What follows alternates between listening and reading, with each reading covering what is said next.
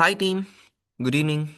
First of all, welcome to join the Azure Project 2 session. So in that last session, we discussed about the Azure migration project. So in this project 2, we're just going to discuss about the three-tier architecture setup into an Azure. Let's see how we are going to do that setup. So now I'm just going to show the project documentation. So this is the project documentation, guys. Here I just posted only the steps. Okay, the simple steps only I just had it here. So this is what we're just going to set up it. So this is the front end layer, and this one is the back end layer, and this one is the DB layer. The setup all also you would able to do it on on-premises infrastructure, but that on-premises infrastructure there are a lot of maintenance and more things we need to take it in our hand, like more responsibility we need to take.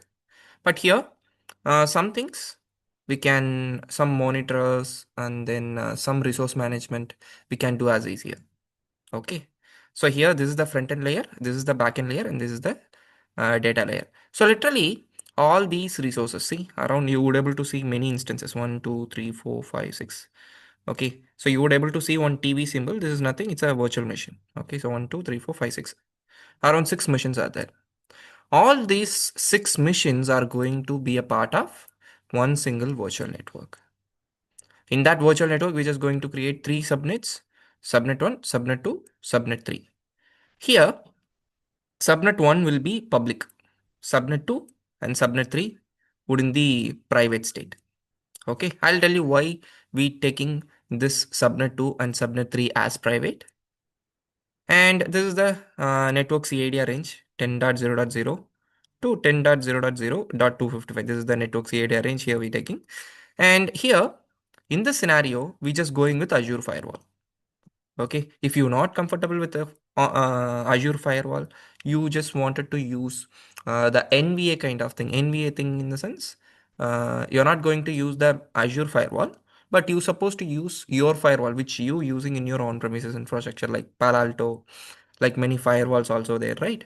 By putting the virtual machine inside the virtual machine, by configuring the Palo Alto or any firewall software, you can use that, no problem. But in this project, we're just going with the Azure firewall. And this is the public load balancer. Basically, this is the application gateway. And this is the internal load balancer. This can be the Azure load balancer. Okay. Why this internal load balancer also we putting in the sense for the state management. I'll tell you what is that state management. Now come to the steps. Okay, so first, what we doing in the sense resource group creation, and then we just creating the VNet, subnet, those things and all. I put it here. Here, uh, in this front end layer, some missions we are placing. Okay, this is something called web tier. In this web tier, we just putting only the UI things, like how our website should be and what are all the UI things like the button designs. All the UI related stuff would present in this front end layer. And then backend layer. In this backend layer, the actual application logic, backend layer or app tier, we would say. Okay, the application logic, we would put it here. And then the informations. For example, if users are performing any activity means, first that request would go to this load balancer and then to these missions.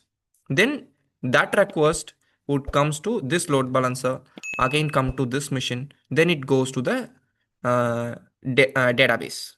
Okay, database instance. Actually, in this example image, I just put it as instance, but now we would able to use the DB as managed service. Like we have an Azure SQL and also Azure MySQL. Nowadays they are giving the DB service as a managed service. So we don't need to create any instances. We can go there. We can directly create a DB. Okay, instead of creating an instance, instead of configure everything inside, we can directly create it over there. Okay, so here application logics we're gonna put. Why this much load balancer? First of all, here one load balancer we are using, here one load balancer, here one load balancer. Why this 3 load balancer we are using? First thing is to integrate the firewall we using this application gateway, and then this to is to maintain um, you know to balance the internal traffic. Just for example, if there is no load balancer here and here. Okay, if there is no load balancer means these front end servers are able to distribute the traffic to one single machine which present in the backend layer. Okay, if too much of request is appearing, okay, obviously these VMs would send traffic to the request to the same machine. Okay, if that machine is not capable to process all the requests means obviously it couldn't redirect the response, the request to this database. So that's why what here we doing is we setting up one load balancer. That load balancer would able to distribute the traffic here. Okay. So when you are expecting the high availability inside the network, this load balancer would comes into the picture. In addition to that, here only the actual application logic we just going to write. So this application server and the DB server should be in the private subnet. Okay. In addition to that, here the actual application logics we are writing. In this DB layer, we just keeping the database. Generally in database, what kind of information we keeping? The processed information in the sense users are putting something in their website like username or password or some logging they are performing. Okay, so those informations are present inside. Okay, so I need to ensure the security for my user information. So that's why here we keeping the database into the private subnets. Okay, now let's comes to the setup, and here the small icon, the small green icon, right? This is nothing. This is the network interface card. Okay, so network interface card, and then NSG, network security group, the firewall. Okay, this also firewall, this also firewall, but this is not performing in that much. Okay, so here many features we would able to use, and then this is the virtual machines or servers we can take, and 1, 2, 3. So this is the public load balancer, this is the private load balancer, this is the private load balancer. Why public load balancer means then only it would able to accept the request. Here also if you put the same internal load balancer means this load balancer couldn't accept request from the user end. So that's why here public, but here application logics we are maintaining, and here the DB things we are having. So that's why here we going with the internal load balancer. Okay. And first, to proceed this, what we need to do. First thing is obviously developer need to develop the application. So front end application, front end things, back end things, DB things, the developer need to develop the application.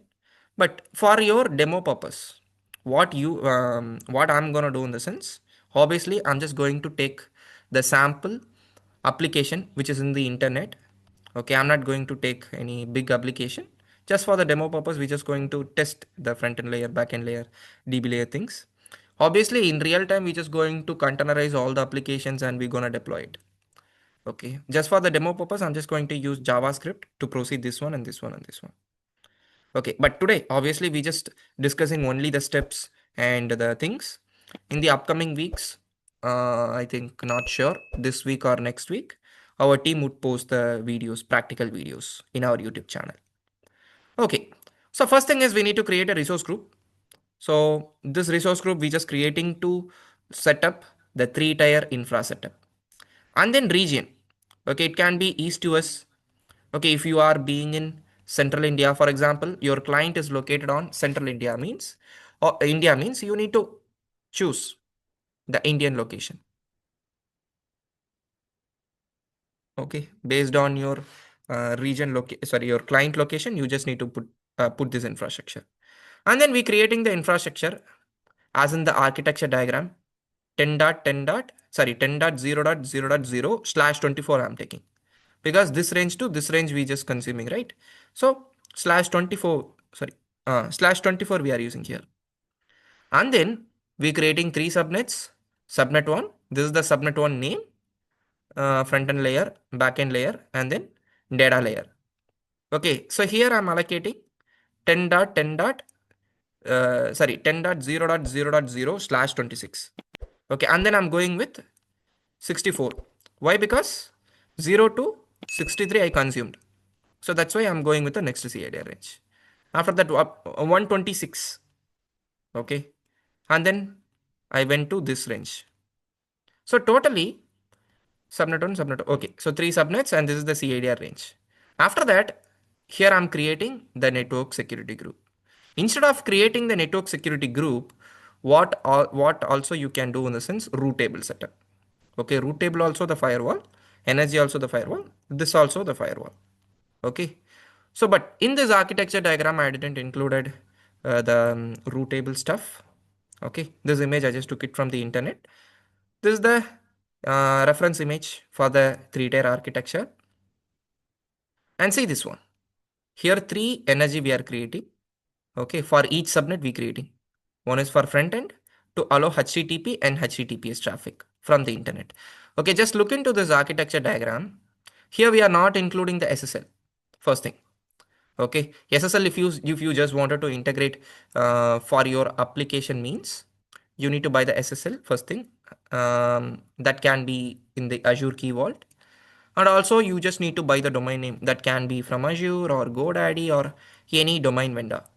Okay, that part you need to do. And then only you would able to expose your applications on HTTPS. Okay, and HTTPS, we just enabling and also RDP SSH. What is that RDP? RDP means if we are having a Windows machine means uh, the users able to access, right? And also inside the organization, many servers are there. Obviously, what we would do in the sense jump box we would use, jump box or bastion we would use. Okay, so what exactly those things are doing in the sense to securely access the private resources. Just for example, here we have the DB server. DB doesn't have a public permission. Obviously, if we should access this DB means we need to place some server inside the network that can be in the public subnet. Okay, so in this public subnet, we need to place the dummy server. That dummy server would allows you to access the private resource. That can be the database or application server. It could be any private server. Okay. So for that reason, here what we doing is RDP allowing to take the remote. And also SSH for Linux machine, RDP for Windows. This is the rule we going to allow. And then backend energy. Backend energy means here we creating this energy and here we are just going to allow the traffic from the front end subnet only.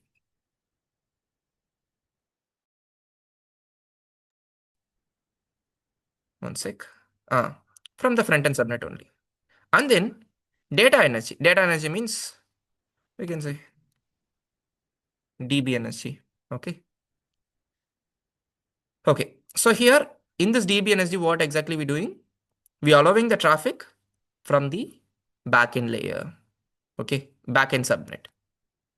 That is what here we putting. Okay. Energy level, the works are done. Subnet also okay. VNet also okay. Now we need to set up the load balancers and also the VMs. Correct? So now I'm just scrolling here. So this is the public load balancer. Generally for public load balancer, what my preference is, go with the application gateway.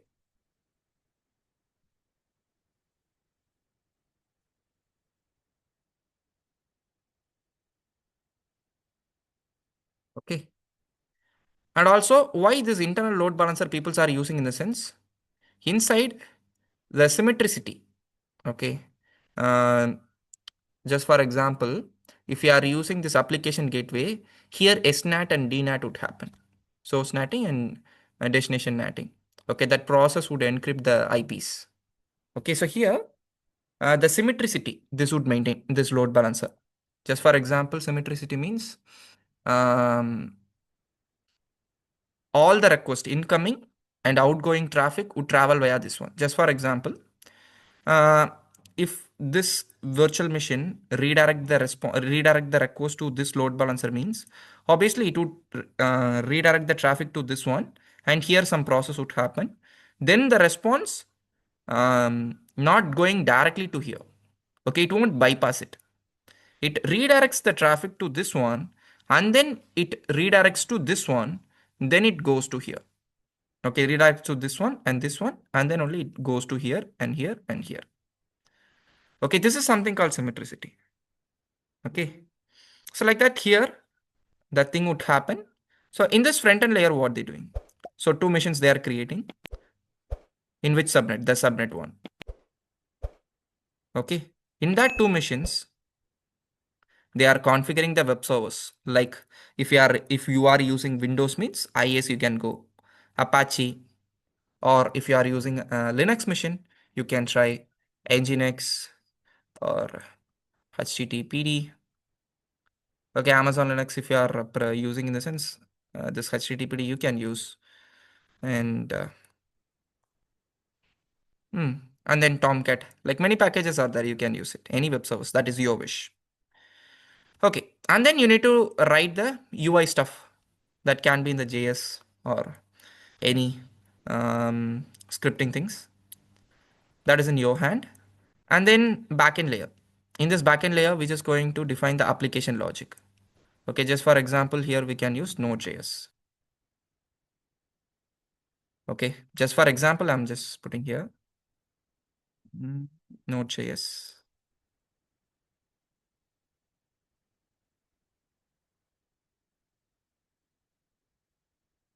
Okay. Mm. Okay, by enabling the Node.js, by doing the npm install, you can proceed the respective backend layer things, the application logics. And then data layer, it's nothing, it's DB layer. Okay, so in this DB layer, obviously we need to create two VMs. But instead of creating a two VMs, you can directly go with the two database server, two DB instance, two DB instance. Okay, which is quite easy actually. But the problem here is if you are going with the DB, directly DB means some additional amount you need to pay. But if you're creating a server inside the server, you're configuring the database, then you don't worry about much billing. Okay, obviously here also you would receive billing, but here you need to monitor and track everything for your DB activity. If Azure is managing means easily we can scale it, and many advantages are there. So that is the one, that is the main thing. Okay, so DB layer. Okay, and then main thing is we need to place all the VMs into the respective subnet. Just for example, these two machines should be a part of subnet 1. This two machines should be a part of subnet 2. This two DB instances should be in the part of subnet 3. Here the thing is, once these machines are automatically being a part of the respective subnet, this will get the NSG rules also. This NSG rule will get updated into this machine's NIC, network interface card. This one. Okay. We don't need to add any additional NSG rule. After that, we need to configure the load balancer. Okay. So public load balancer, we're just going to set up, and then two internal load balancer. Here itself I said, place it in front of front end layer. This is placed between front end and back end layer. And this is between back end and data layer. Data layer or DB layer. Okay. Okay. So here it receives traffic from the users and distributes to the web VM. You would understand. It receives traffic and it distributes to the VM. Okay. This firewall also is integrated in this load balancer. Okay. That's why I directly put it as it receives traffic from users and distributes to the web VM. And then it distributes to the web VM. Then what happening? Placed between, okay, once the front end subnet can send the traffic to it. Sorry, only the front end subnet can send the traffic to it. Which means these resources are able to distribute the traffic to this one. Otherwise, if anybody trying to reach this load balancer means from the another network or the friend network, means that request it won't allow, because the rule we are going to define it. Okay. After that, in that third internal load balancer, internal private load balancer both are same. This is for database. Here, only backend subnet can send the traffic to it. which means these machines are able to distribute the traffic to this one. Okay. So we set up the instance, load balancers and things. And we need to install the applications here. Okay, we need to host the application side of things we are just telling here. For front-end VM, the sample web page. For backend VM, the API business logic and database SQL. These things here I said. And in this firewall configuration, we just only allowing the port 80 and 443 to the public. Okay, which means if anybody trying to take a remote to these missions via RDP or SSH, this firewall would block it. Okay, this users would be able to access these missions only via port 80 and also HTTPS, which means 443. For HTTP, HTTPS, we need to do some, I said, right? Some things we need to do. For the demo purpose, we can go with the HTTP. So HTTP, HTTPS, we need to allow in this Azure firewall. Okay. And then backend and database not directly accessible from the internet. Okay, this is the two things we're just going to update it in this firewall.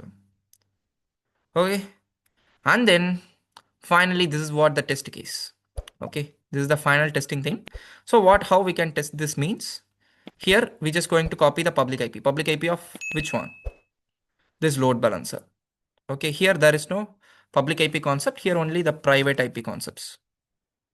Okay, these IPs, these endpoints won't work in public. So we just need to access only on private. This is the public IP. That IP, if we are searching it in the web browser, means our UI would appear. User interface would appear. There we need to, just for example, I just developed the user form. Okay. User sign up form. Sign up and sign in form. Okay. So generally in sign in and sign up form, what are all the informations we would give? If you taking sign up means first name, last name, the Gmail ID, password, and some informations about you might pass. Okay, once you give all the informations, what next would happen?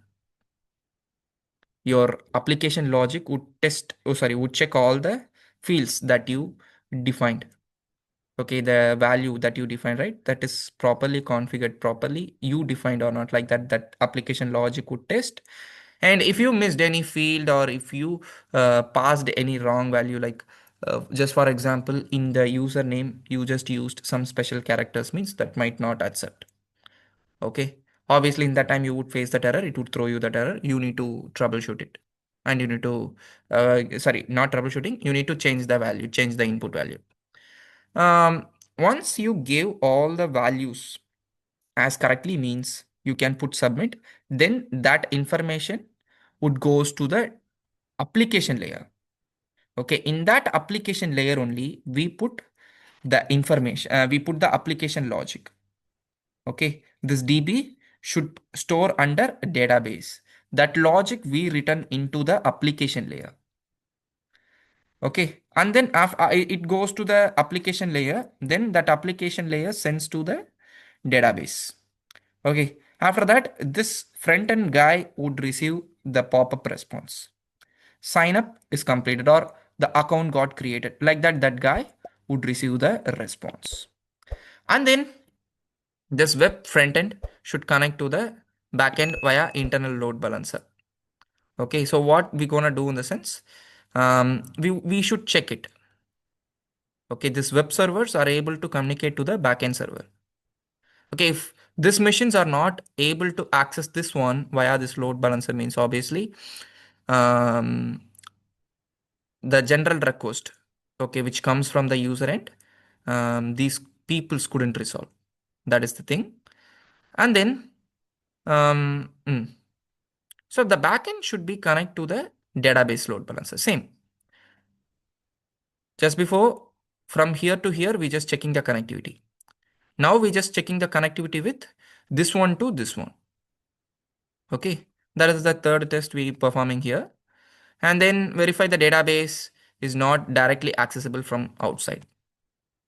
Okay. The main thing is once any resources you placed directly into the private subnet that couldn't access the internet directly, and also the external request couldn't come inside. But obviously in organizations we would enable the NAT gateway. By enabling the NAT gateway, we would able to provisioning the internet connection as more securely to the resources. But generally, we won't this load balancer, sorry, this database won't access much resources in the internet. Generally, when this database would use internet means some small updation, some application changes that we doing inside, it might use the internet. Otherwise, it won't use much internet. Once we enable the NAT gateway for provisioning internet, it will be secure. Okay. And yeah, so this is the test things we would perform, guys. Okay. And also, most probably next week or I don't know when, it's 23, right? Okay. So you would receive the practical videos before the next month, first week itself.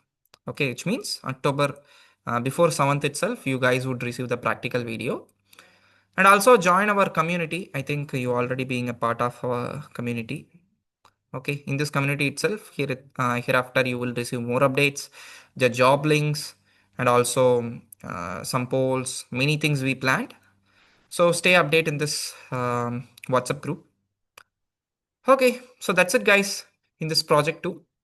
If you having any question in the sense, you can tell me in our Zoom chat.